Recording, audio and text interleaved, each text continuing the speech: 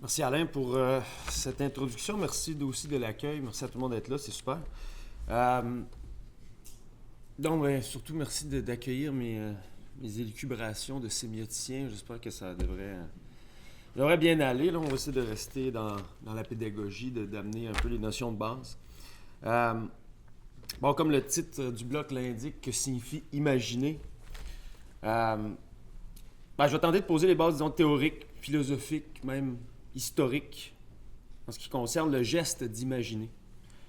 Aussi, c'est quoi l'imagination? Cette faculté qui est souvent très méprisée par les penseurs en Occident, on va le voir.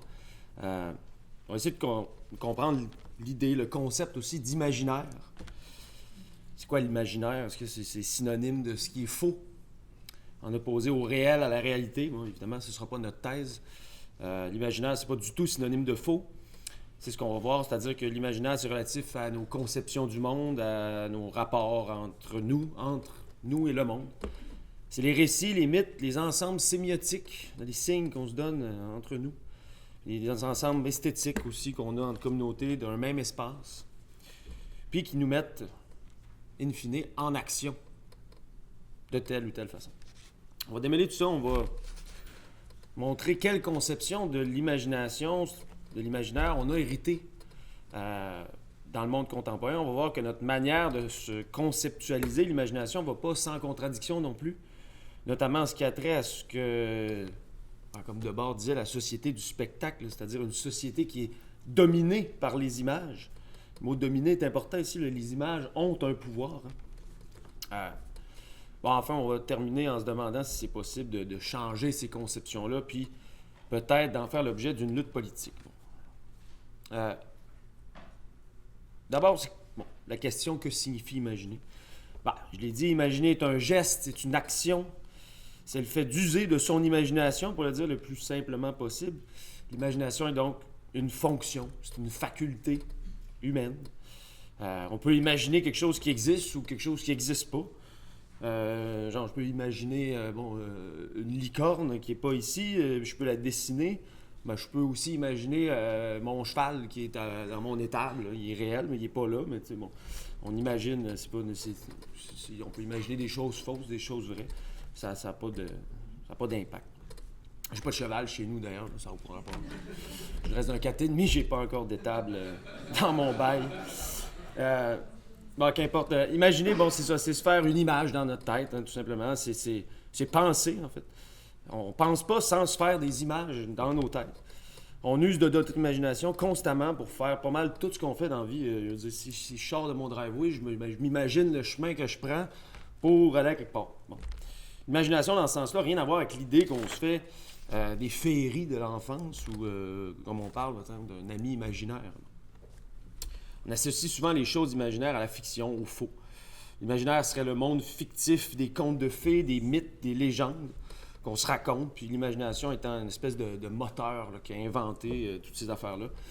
Puis, ce serait une faculté finalement bonne qu'à générer du faux, puis qu'à justement compter des menteries. C'est un peu pour ça aussi que, les philosophes dans l'histoire ont souvent pensé l'imagination comme quelque chose de perfide, comme quelque chose qui fait mentir, ou à tout le moins qui ne dit pas la vérité. Malebranche lui-même, Nicolas Malebranche, philosophe, théologien, dans justement son ouvrage « De la recherche de la vérité », il parle de l'imagination comme étant la folle du logis. Le logis étant notre être, notre corps qui abrite l'esprit, la raison, la pensée rationnelle. L'imagination, elle, est dans cette colocation, serait la plus débile, la plus... qui invente toutes sortes de choses, qui nous trompent tout le temps. Et Pascal, dans ses pensées, qui parle aussi, il dit l'imagination est maîtresse d'erreurs et de fausseté. Chez Spinoza aussi, il parle d'imagination comment on fait des connaissances. L'imagination, c'est quand on a une idée inadéquate des choses. C'est qu'on associe une cause à quelque chose d'autre. On s'imagine une cause qui n'est pas la bonne. Mais après ça, on entretient des mauvaises relations avec les choses. Notre imagination nous porte à mal comprendre les choses. Cette conception-là que le monde occidental a de l'imagination est très ancienne. Il y a Gilbert Durand, un anthropologue, qui écrit beaucoup sur l'imagination. Il dit qu'on peut remonter aussi loin qu'au deuxième testament, au deuxième commandement de l'Ancien Testament. Tu ne te feras point d'image taillée, de représentation, blablabla. On peut aussi, chez Platon, le raisonnement socratique, il n'existe qu'une seule vérité. Puis c'est par la dialectique, le dialogue, le raisonnement logique, le rationnel, qu'on arrive à accoucher des idées qui sont vraies. On sait, chez Platon, les mythes sont redoutés. On pense la mimésis chez Platon, et souvent, c'est quelque chose qui peut nous manipuler. Mais les mythes ont quand même une importance chez Platon. Il est quand même nuancé. Là. On pense à... C'est le philosophe qui doit utiliser des images quand même. Mais on sent que c'est dangereux un peu. Aristote, après, va reprendre cette logique-là, cette idée-là qu'il n'y a qu'une seule vérité, que ça se trouve par la raison, la logique. Chemin faisant, le rationalisme, ce rationalisme-là s'est transposé à l'époque médiévale, à l'époque scolastique. C'est la transposition de la logique aristotélicienne qui se poursuit. À la Renaissance, avec la philosophie moderne de Descartes, c'est la raison qui travaille, la science de Galilée, Copernic, Newton, tout se fait que par... Il n'y a pas d'imagination là-dedans. Là. On est dans... Même après, avec l'empirisme d'un David Hume, c'est l'expérience sensible qui est là. Il y a pas on ne s'imagine pas rien. Les choses sont telles qu'elles sont. On les vit, on les ressent, on les expérimente. C'est toujours le même espèce de rationalisme-là. L'empirisme est différent, mais après, c'est quand même la même quête de vérité qui n'appelle jamais l'imagination pour aider dans cette quête-là. Jamais on va retrouver une quelconque éloge de l'imagination quant à son pouvoir heuristique, c'est-à-dire à son pouvoir de faire des connaissances, son pouvoir épistémologique, c'est-à-dire à sa capacité de créer des connaissances. L'imagination n'a rien à voir là-dedans. La seule faculté qui prime sur tous les autres dans la philosophie occidentale, c'est la raison, avant tout. Ce qui a amené, je viens de citer Gilbert Durand, il a parlé d'un Occident iconoclaste. Moi, je parlais du deuxième commandement, donc c'est ça, l'iconoclasme religieux, on connaît ça, l'idée de ne pas se faire d'icônes, pas se faire d'images du divin, mais Durand, on va dire, il y a un iconoclasme qui règne en Occident depuis très longtemps, puis ça transparaît dans la manière dont on conçoit l'imagination. L'Occident, depuis des millénaires, est dominé par un esprit iconoclaste, puis scientiste même. C'est-à-dire que la vérité ne se trouve que par la science et sa ou ses méthodes. Aujourd'hui, on voit cette dichotomie-là qui se perçoit dans la disproportion de l'importance qu'on accorde, par exemple, à la recherche en sciences naturelles, en sciences exactes, comme on dit. On parlait de l'argent qu'on met en culture ou dans les arts, par exemple. Bon. Regardez n'importe quel budget national, fédéral, on ne va pas trouver 60 milliards en art, en culture. C'est pas mal plus en défense qu'on trouve ça. À titre informatif, le dernier budget de Carney mettait 200-250 millions en culture par année. 60 milliards en défense. C'est 60 000 millions. C'est un rapport de 240 fois. C'est bon, on comprend l'idée. C'est sûr. Après, la défense, c'est quoi? C'est le militaire, c'est la physique, c'est la chimie, c'est les mathématiques, l'informatique, l'intelligence artificielle, c'est les sciences exactes qui sont là. On n'a pas besoin d'un poète pour aller à la guerre. Les arts, l'anthropologie n'ont absolument rien à voir là-dedans. Je pense qu'on comprend l'idée. Le monde occidental est marqué par un sentiment, un ethos iconoclaste qui ne jure que par la science, puis, redoute les images. Cet iconoclasme-là est donc responsable des conceptions qu'on a de l'imagination. Soit que c'est une faculté qui trompe. Les images, l'imagination, l'imaginaire, c'est des chimères, c'est de la fantaisie. Une contradiction demeure toutefois. Comment une civilisation qui a en mépris les images a-t-elle pu devenir elle-même une société de l'image? Comme on a dit, une société de spectacle. Ben, le prochain pas à faire ensuite, consiste simplement à dire que cette attitude iconoclaste-là s'est arrimée très facilement, très rapidement avec l'esprit du capitalisme. Depuis son imposition comme système politico-économique global, le capitalisme a toujours marché main dans la main avec la science puis le progrès technique.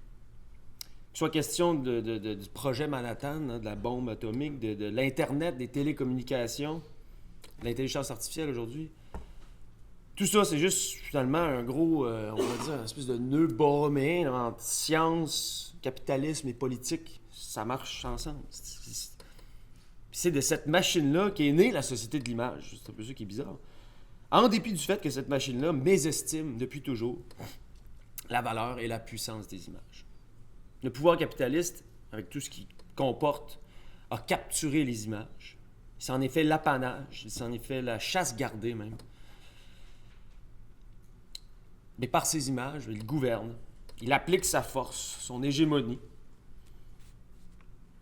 Il produit une pléthore d'images, on en est gavé, au point d'être finalement complètement aveuglé par ça, d'être complètement asservi par les images, au point d'en être en définitive incapable d'imaginer quoi que ce soit d'autre. On nous dit d'une part que l'imagination vaut rien, que c'est une faculté qui trompe, mais d'autre part, c'est par un flux ininterrompu d'images qu'on nous le rappelle. C'est quand même étrange. La société de consommation puis de ces spectacles se présente après ça comme finalement l'unique voie possible. Rien à faire à part s'y plier. On connaît la célèbre phrase de Mark Fisher, ou Zizek, je ne sais plus c'est qui, disait « It's impossible to imagine. It's easier to imagine the end of the world than the end of capitalism. » Il y a une question d'imaginer ici. On est incapable d'imaginer autre chose. Alors après ça, quand on réalise ça, ben, c'est comme ça que, qu'on réalise cette espèce de manque de sens-là de cette société-là. Puis qu'on n'est plus capable d'imaginer autre chose, ben, c'est là qu'on sombre dans tout plein de pathos. La dépression, l'angoisse, la dépendance. Dans un move très bizarre, c'est comme si le pouvoir capitaliste iconoclaste s'était approprié les images et l'imagination de manière à ce que nous en perdions nous-mêmes la faculté.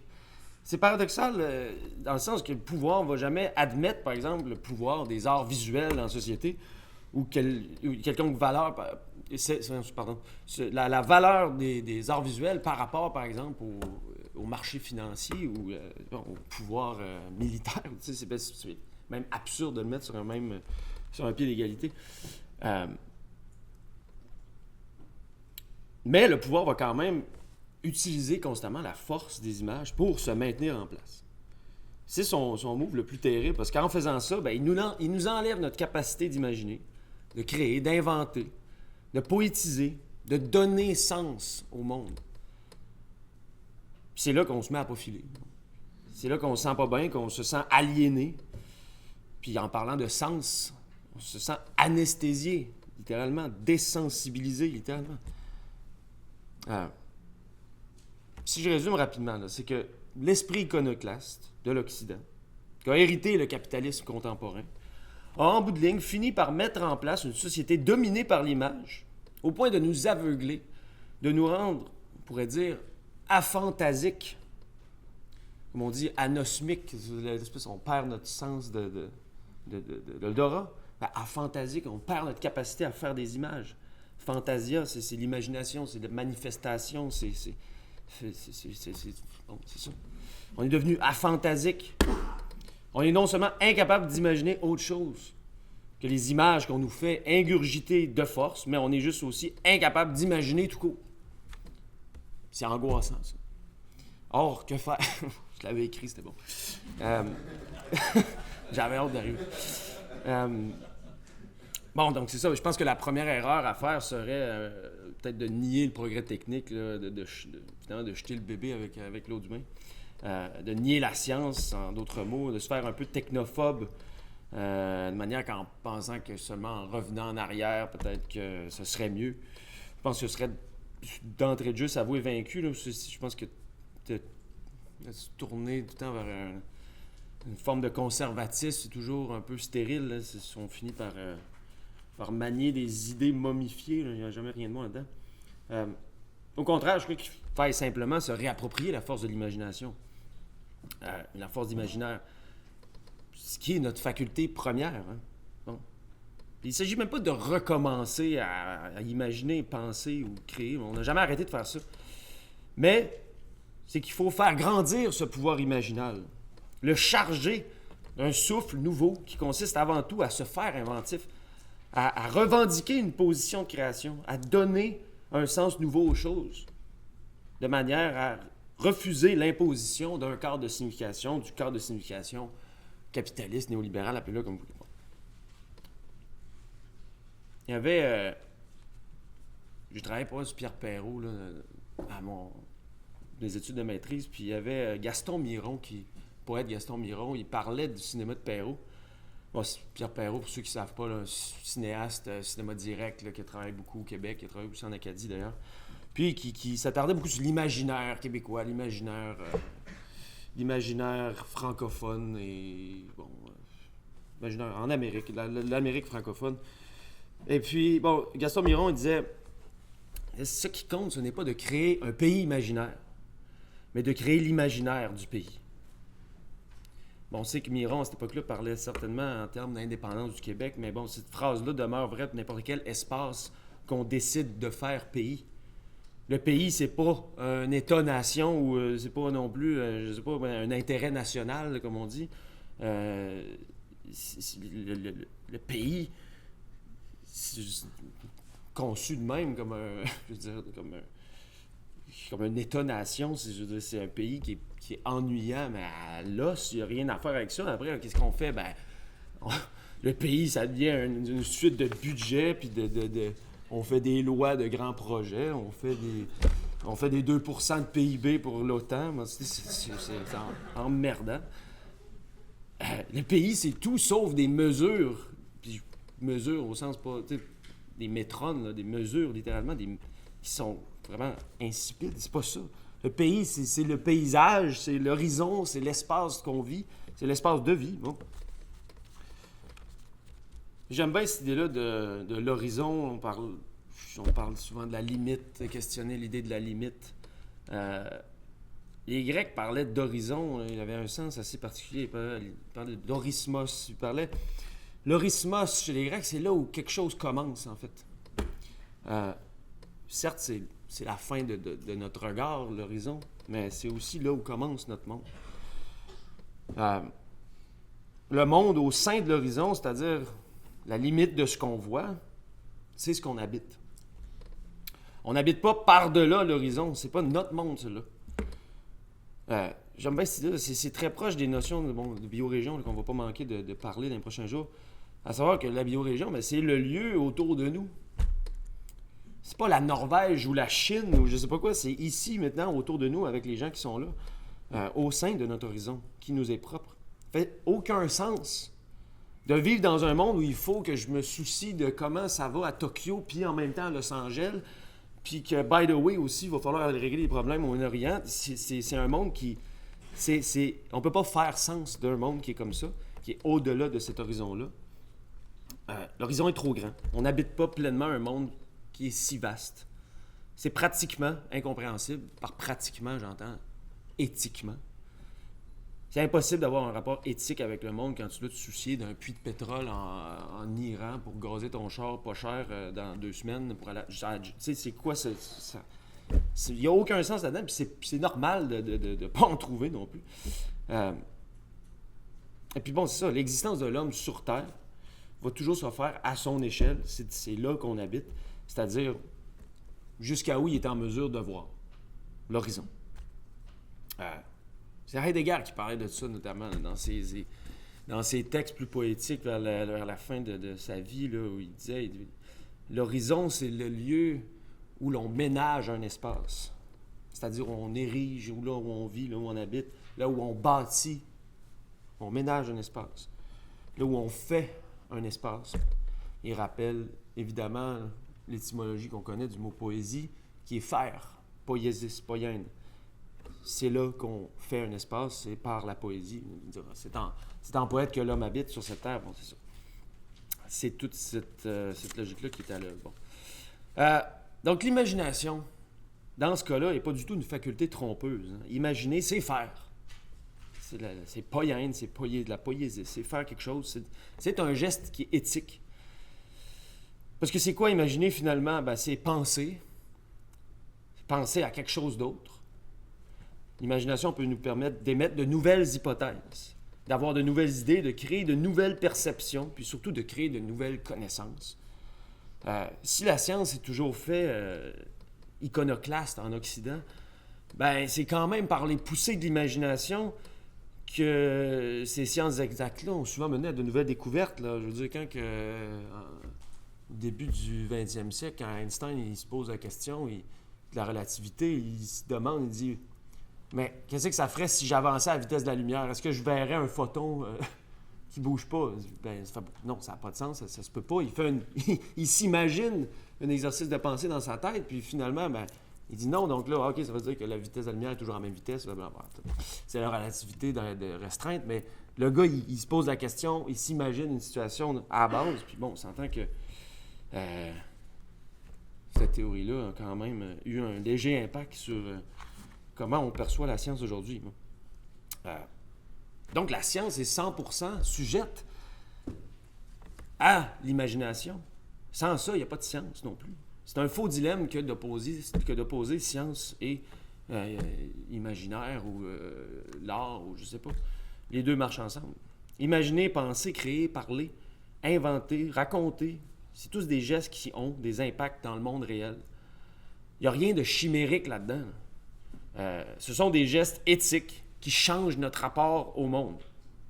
Si un jour on souhaite, par exemple, sortir de la logique capitaliste qui voit en tous les espaces de la planète de la matière exploitable, commercialisable, puis consumable, ben, il faudra d'abord imaginer un autre rapport au monde. Ça se fait en faisant de la philosophie, en faisant de l'art, en racontant. Ici, on est là pour le faire aujourd'hui, on a 2 jours pour ça. Raconter des nouveaux récits pour se donner des nouveaux rapports aux choses. Aussi stupide que ça puisse paraître aux oreilles de celui qui se plie chaque jour au principe du pouvoir. Une forêt n'est pas nécessairement une marchandise. C'est aussi et surtout un espace de vie qui a des bienfaits tant sur les animaux que les humains. Je veux dire, une forêt, ça fait du bien, ça calme, ça repose, ça enveloppe, ça rend vivant, puis ça donne vie. C'est pas des paroles en l'air de poète, ça, là. Puis si ça en est, bien, je revendique le statut de poète immédiatement. C'est un fait avéré de dire ça. Bon, il n'y a rien de chimérique là-dedans, il n'y a rien de fantaisiste ou d'idéaliste. Si vous racontez ça à M. Carney, je pense qu'il va te traiter d'idéaliste, ce ne sera pas trop long. Mais au contraire, c'est très réaliste de parler dans ces termes-là. Il faut arrêter de gêner, finalement, de dire les choses telles qu'elles le sont. Assumons-le. Une forêt, c'est surtout ça. Puis il faudra partir de là pour imaginer des nouveaux rapports qui seront tant politiques, sociaux et même commerciaux. Bon. L'imagination est une faculté toujours en marche, qui siège aux côtés de la raison, comme une faculté qui crée du sens. Si la raison est la faculté déductive, logique, rationnelle, ben, l'imagination est la faculté abductive, créatrice, novatrice, celle qui émet des hypothèses, qui imagine quelque chose d'autre. Alors, qu'est-ce que imaginer?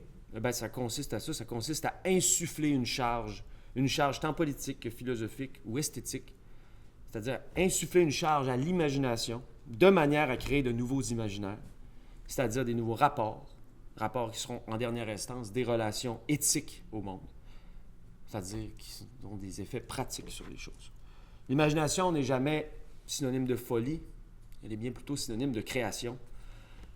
Il y avait Gaston Bachelard dans sa poétique de l'espace, il disait « L'espace saisi par l'imagination ne peut rester l'espace indifférent, livré à la mesure et à la réflexion du géomètre. » Fin de citation. Utiliser son imagination, c'est beaucoup plus qu'une simple activité cognitive. C'est une conjuration éthique et politique qui consiste à jeter son regard sur le monde une fois et d'y voir une multitude de relations. Alors voilà, merci.